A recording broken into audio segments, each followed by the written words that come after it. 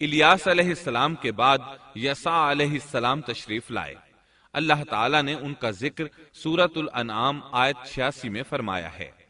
وَإِسْمَاعِيلَ وَالْيَسَعَ وَيُونُسَ وَلُوطًا وَكُلًّا فَضَّلْنَا عَلَى الْعَالَمِينَ، اور اسماعیل کو اور یسع کو اور یونس کو اور لوط کو اور ان میں سے ہر ایک کو تمام جہان والوں پر ہم نے فضیلت دی۔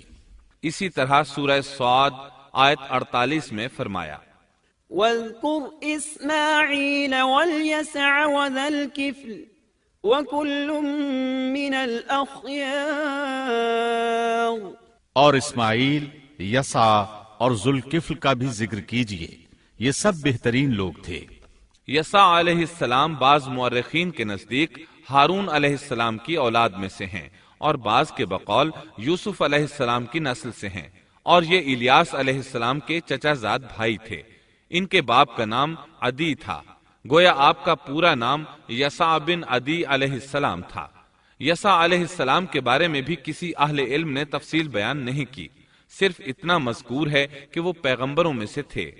اللہ تعالیٰ نے ان کا قصہ ذکر نہیں فرمایا، نہ صحیح احادیث میں ان کے بارے میں کچھ ذکر آیا ہے، بس اسرائیلی روایات ملتی ہیں۔ یسع علیہ السلام الیاس علیہ السلام کے نائب اور خلیفہ تھے۔